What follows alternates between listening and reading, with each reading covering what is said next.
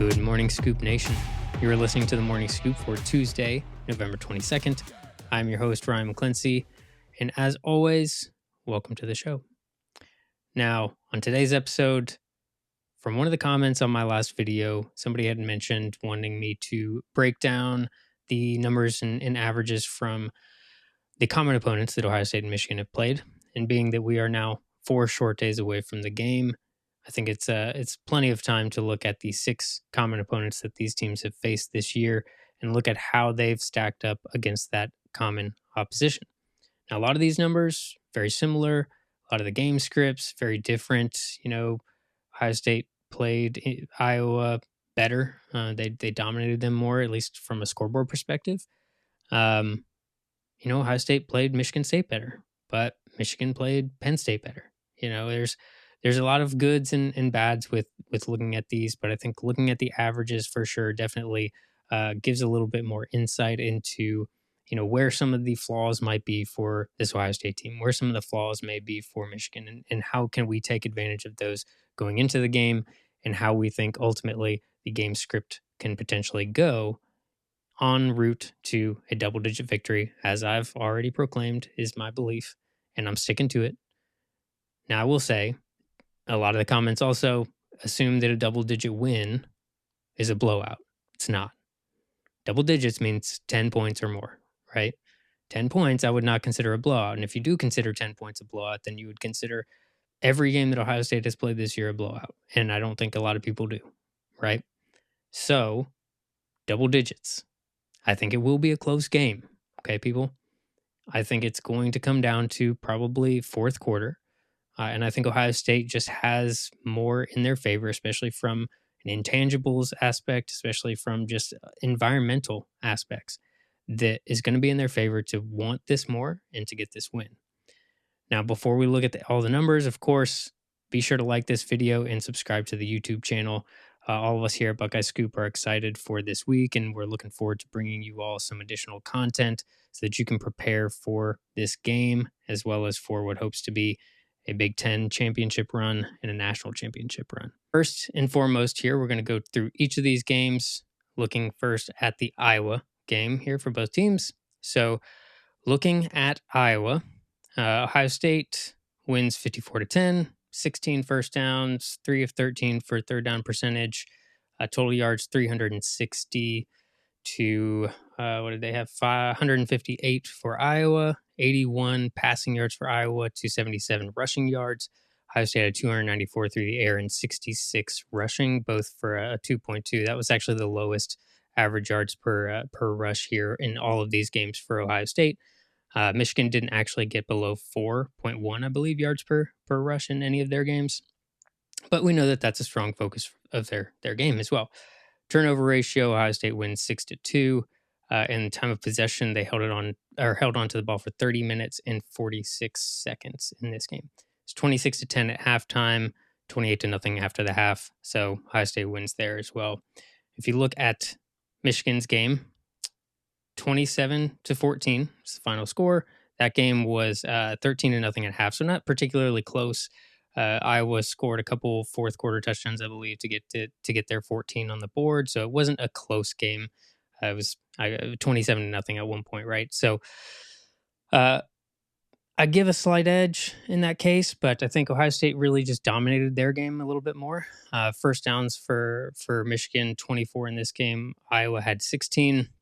So giving up more there, giving up more third downs, 4 of 11 for both of these teams. Ohio State actually only gave up 1 third down conversion out of 13 versus Iowa. And then total yards here, 327 for Michigan, 155 through the air, 172 on the ground. And then they gave up actually 246 to Petrus in that game, which is just absurd. But they held him to 35 yards rushing, 1.5 average. So not bad. Time of possession, 33 minutes. As we look here, one of the stats that I did on average was also how long did the starters actually stay in. But we'll get to that here at the end. So the next game up is going to be Indiana. Obviously, Ohio State played one of the best games probably this year versus Indiana, 662 total yards, 322 through the air, 340 on the ground, 7.9 average. I think that's the largest number that Ohio State has had on the ground this year as well. So great performance. Ohio State wins this battle for sure. 56-14 is the total. 27 first downs to 11 for Indiana. 7 of 14 third down conversion to 3 of 17 third down conversion. And then total yards 269 for Indiana, 119 through the air, 150 on the ground. Total time of possession as well in favor for Ohio State here, 33 minutes and 19 seconds. And then for Michigan, 31-10. This game was tied up at half. So again, close matchups here, and especially in the first half for Michigan. As I mentioned in the last video, the first half can be indicative of how this game is going to go. And Michigan hasn't played really well in the first half of any of their games, and especially against these common opponents.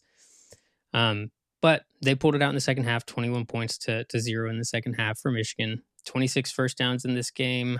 Indiana had 21, 5 of 15 on third down conversion for Indiana, 7 of 14 for Michigan. 469 total yards for Michigan as well, 304 through the air, 165 on the ground. And they held the ball 37 minutes and 53 seconds. So they had it pretty much almost 2/3 of this game. And they've done that a couple times against these teams as well. So Indiana, 222, 203 through the air, 19 yards on the ground. They averaged less than a yard per carry. So impressive, very impressive. Michigan's run defense is good. Michigan's defense is good. I've never said otherwise, for what it's worth. Now looking ahead then at Penn State, next game on this matchup list here. Penn State, we're going to start with Ohio State, 44-31. We obviously know that game was in Happy Valley, much harder environment to play in, especially for a game that Penn State, they just want to beat Ohio State. I don't know that they want to beat Michigan as much as they want to beat Ohio State. I'm sure they do, but they've done it before. Ohio State, on the other hand, I don't know. They seemed to want it more, and having the home crowd in their favor. This was just a tough game. Ohio State wins 44-31, 21 first downs to 24 for Penn State, 4 of 12 on third down conversions versus 6 of 16 for Penn State. 452 yards for Ohio State, 354 in the air, 98 on the ground, and holding the ball here for 29 minutes and 34 seconds. Now, Ohio State was trailing, obviously, at the half in this game, 13-14, and made a strong fourth quarter push there to actually take control of the game and get the win here in double digits. Penn State, 482 total yards, 371 through the air, and 111 on the ground. And then you look at Penn State's game versus Michigan. Again, this was at the Big House. 41-17 total final score. Michigan was only up 16-14 at half. So again, a close game at half. They made a strong push in the second half, held Penn State to just 3 points. So, Michigan has been a strong second half team for sure.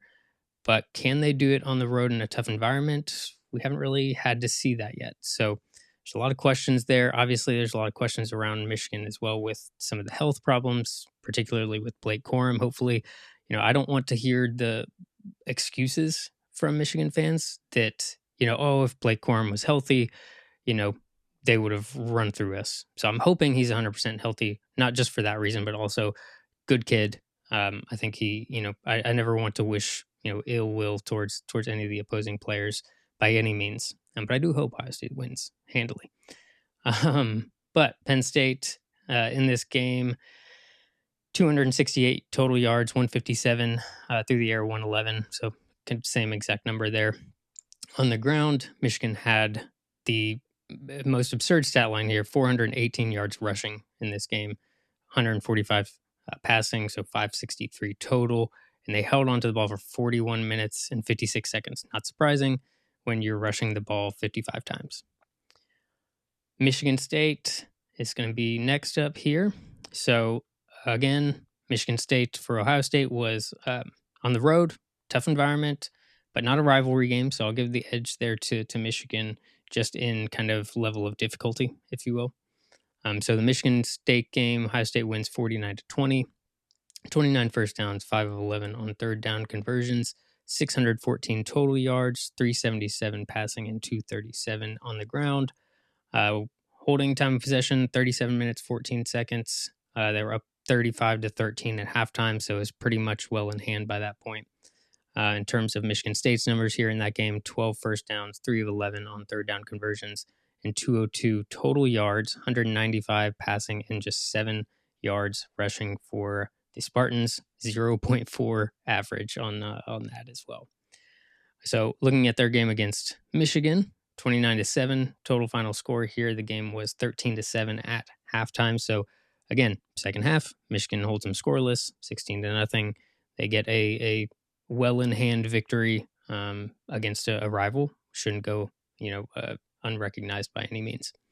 So 27 first downs for Michigan in this game, 9 of 16 on third down conversion percentages, 443 total yards, 167 through the air, 276 on the ground. In time of possession, 40 minutes and 33 seconds. Michigan State here in this game, 11 first downs, 2 of 11 third down conversions, 252 total yards, 215 passing, and 37 on the ground. 1.6 average. Not good. Not good, especially when the other team's holding the ball for 40 minutes. You can't really do a whole lot in that kind of environment. And then Rutgers here. So looking ahead then at the Rutgers game, 49-10, Ohio State, 25 first downs, 5 of 10 third down conversions, 413 total yards with 252 of that coming on the ground. Rutgers in this game, 1 of 11 on third down conversions, so pretty terrible in that sense. 12 first downs total, 187 yards of total offense with 80 passing and 107 through on the ground. And actually, Rutgers had the time of possession advantage in this game, 33 minutes and 5 seconds. Looking ahead then towards their game with Michigan. Michigan wins 52-17. This game, again, Michigan was down 14-17 at half. So, second half, can Ohio State come out and just dominate early in this game, get up a couple scores, and then play tough defense in the second half to prevent Michigan from going on a run? It's very possible. But Rutgers, 5 first downs in this game, 3 of 13 third down conversion, 180 total yards, 166 and 14 rushing yards here. In this one, again, less than 1 yard a carry. Michigan had 22 first downs, 7 of 17 third down conversion percentage with 433 total yards, 282 of those coming on the ground. And again, 37 minutes, 41 seconds time of possession.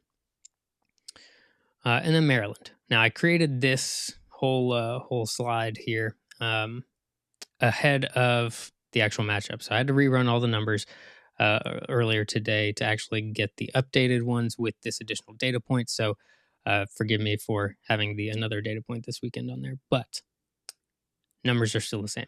So Ohio State versus Maryland, 43-30. We obviously know how that game went, and it wasn't for the faint of heart by any means.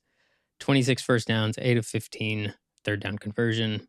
Lost the total yardage battle here, 401-402 for Maryland. Maryland just bombarded us with 318 yards through the air. Ohio State ended up finishing with decent numbers here, 160 on the ground, 241 through the air, thanks large part and due to Dallin Hayden coming in and just running straight up the field. Time of possession, pretty even, 30 minutes, 19 seconds for Ohio State, 29 minutes and 41 seconds for Maryland in this game. Now against Michigan, Maryland loses 34-27.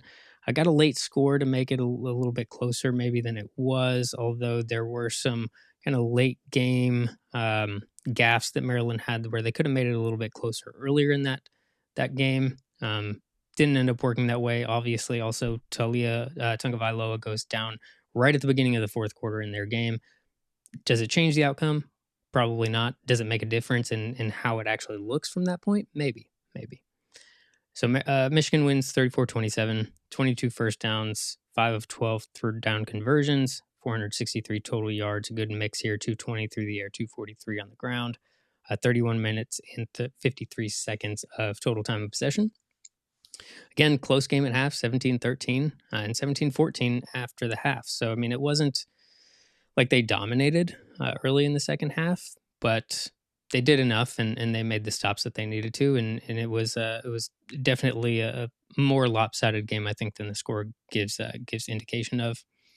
Versus, I think, the Maryland Ohio State game, I thought that was actually, even though a larger point differential because of that or the scoop and score at the end of the game, man, that it just wasn't as dominant as I feel that the Maryland Michigan game was. So I'd give them the credit and the edge on this one. Maryland had 23 first downs, 6 of 14 third down conversions, total 397 total yards with 269 in the air, 128 on the ground. And again, 28 minutes time of possession, so largely about the same time of possession in those games as well. But that then brings us to who wins. So we've got the little counter here in the top left. What I'm going to do is actually read off my comparison numbers. So this is the averages of all the games. So we've gone through the numbers. I think, if you just look at those numbers on a per game basis, it can be a toss up. Are some games, defined on the scoreboard? Some aren't. Some were closer at half than others.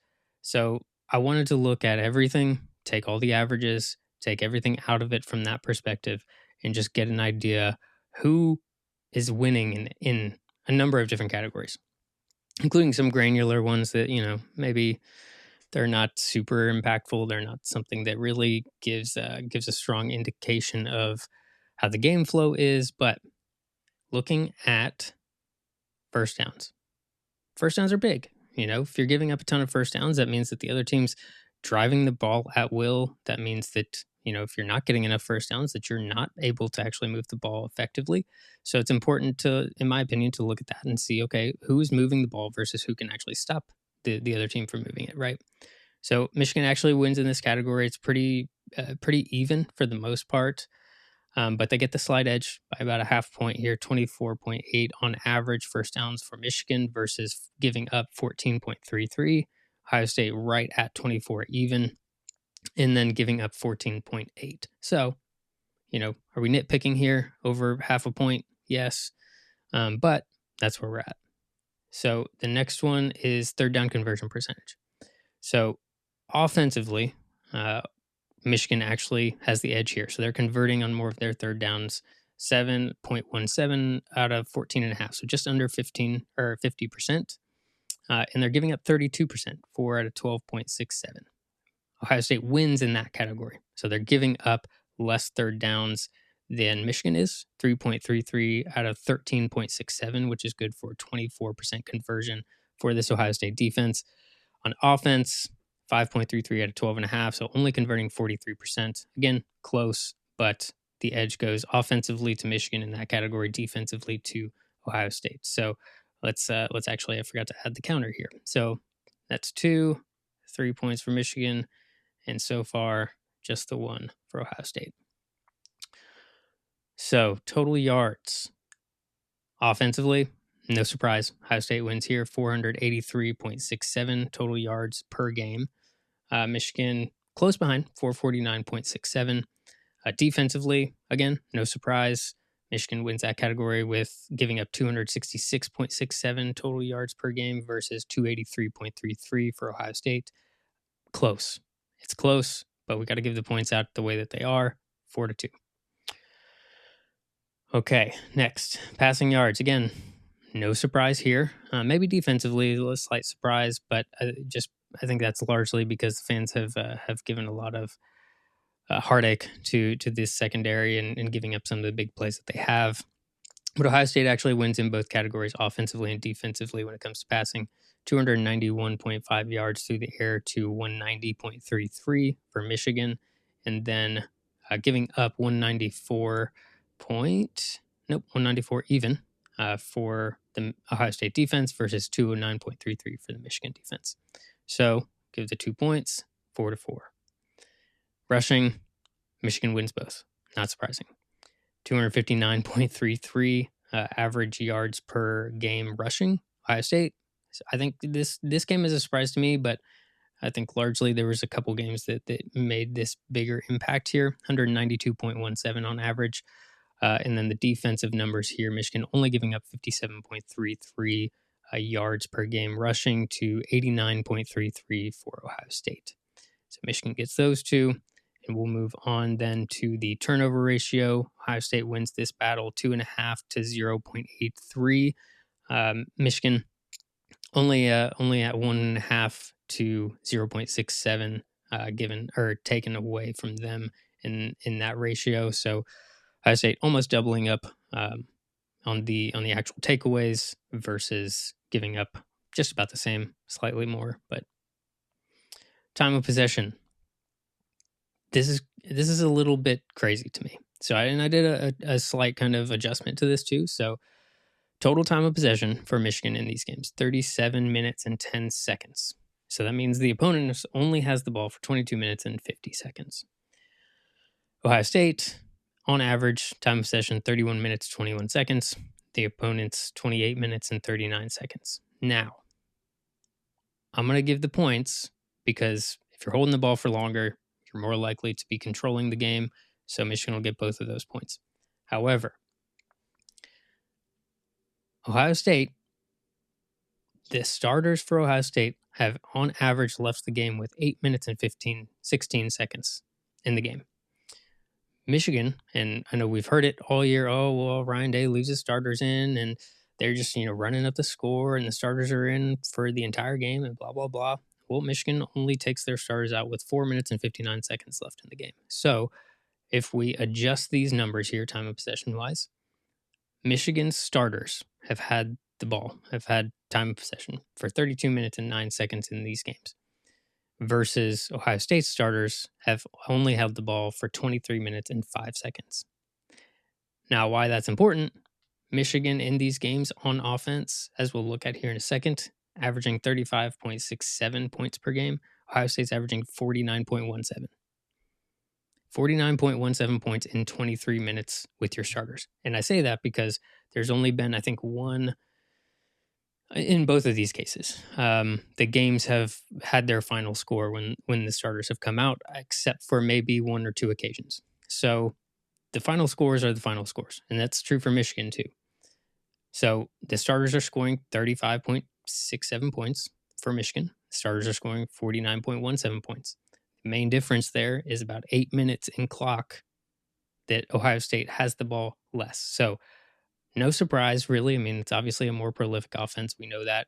We know that that they're going to be able to score, at will against a lot of opponents. And Michigan runs the ball. They're going to spend a lot more time burning that clock. So it makes sense. But it was a little surprising to me to see that and to also see that their starters are staying in later in the games, even though the final scores have already hit that point and the games are well in hand. So that being said, Ohio State gets the edge for keeping their starters out earlier and also with having more points per minute in that sense as well. Now, when it comes to actual plays, again, no surprise if you're holding the ball for that much longer. Michigan gets the edge here with 74.17 average plays per game to 67.5 for Ohio State. And then you look at the final scores here. Offensively, Ohio State wins that category, 49.17. Michigan wins the category here with average total scores allowed, 15.33 to 19.17 for Ohio State. In terms of first half, Ohio State wins this battle with 23.33 points scored in the first half compared to 10.67 in the first half for their opponents. And Michigan wins allowing 10.17 points for their opponents, but they only averaged 13.8 in the first half. Now, second half wise, they're averaging 21.87, but that still is not good enough to beat Ohio State's offense in the second half, which is averaging 25.84. And then defensively, again, Michigan's stout in the second half defensively in these games, 5.16 points per game versus 8.5 given up by Ohio State's defense. So, averages. Yards per play, Ohio State wins this category. On 40 less plays, Ohio State averages 7.17 yards per play to 6.06 for Michigan. For the actual yards per completion, Ohio State wins 14.22 to 10.47 for Michigan, as well as the actual yards per attempt, 9.56 yards per attempt for Ohio State versus 7 yards per attempt for Michigan. And that is on 20 more attempts for Ohio State than Michigan has attempted passes. So give that extra point. And then looking at the rushing numbers, shouldn't come as a surprise. Yards per rush on, albeit 60 more rushing attempts. Michigan 5.52 yards per rush to 5.19 for Ohio State. In terms of actual yards per rush allowed, Michigan averaging giving up 2.34 yards allowed per rush versus 2.75 for Ohio State. And that is on 48 fewer rushing attempts by their opponents for Michigan. So again, not really surprising. The more I looked at it, it makes sense. Teams are going to run the ball or try to run the ball more against Ohio State to keep the offense off the field. So it makes sense that they would have nearly 50 more attempts against them than Michigan would. In terms of yards per completion allowed, Ohio State wins this 10.88 yards per completion allowed versus 11.02 yards per completion allowed for Michigan's defense. On the yards per attempt, Michigan actually wins this one 6.08 yards per attempt to 6.47 for Ohio State. And then you look at yards per play total allowed, very close. Michigan gets the slight edge by 1/100th of a point, 4.52 average yards per play versus 4.53 yards per play allowed for Ohio State. Completion percentage, Ohio State 67.2%, 66.9% for Michigan.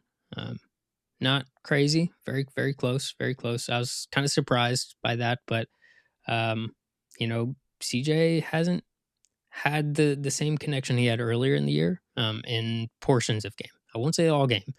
He has his moments for sure, though, where either, maybe it's drops, maybe it's something else. Do I think that it's more drops than, it is with JJ McCarthy just straight up missing people? Yeah, absolutely. So, maybe there's a slight adjustment that can be made in those percentages to actually highlight that and show those types of numbers and those types of plays. I don't know them, but Ohio State still has the edge in that category as well. Completion percentage allowed, 55.1% for Michigan's defense on 27 more attempts. 59.44% allowed for Ohio State's defense. Not crazy. Again, these are very minimal differences in a lot of these games and a lot of these averages as well. But looking finally here at the last category that I had, which is point differential in total for these games. So Ohio State has the edge in, what is it? 1, 2, 3, 4, 5 of the 6 games. So you look at Iowa, Ohio State won by 44, Michigan won by 13. You look at Indiana, Ohio State won by 42, Michigan by 21. You look at Penn State, Michigan won by 24, Ohio State only wins by 13. And then you look at Michigan State, Ohio State wins by 29, Michigan only wins by 22. You look at Rutgers, Ohio State wins by 39, Michigan by 35. You look at, of course, Maryland this past weekend, Ohio State wins by 13, Michigan only wins by 7. So if we look at that, Ohio State wins these categories 17 to 20, 20 to 17. But a lot of them are really close. And that's what I guess I don't understand from a lot of these Michigan fans that are just saying, oh, well, we're just going to be able to run all over you. We're going to be able to do what we want. Maybe that's true. I don't think it is. Again, this is my opinion here, right? So call it what you want, call it homer takes, call it anything you need to. But Ohio State has so much more of the edge when it comes to all of the factors outside of the numbers, in my opinion. Ohio State is going to look at this game as their season. Same way that Michigan looked at last year's game as their season. That was it. It was their time. And Ohio State fans, you have to know that it's going to happen at some point, which, does it make it easier to swallow at the end of the day? No. But this is Ohio State's season.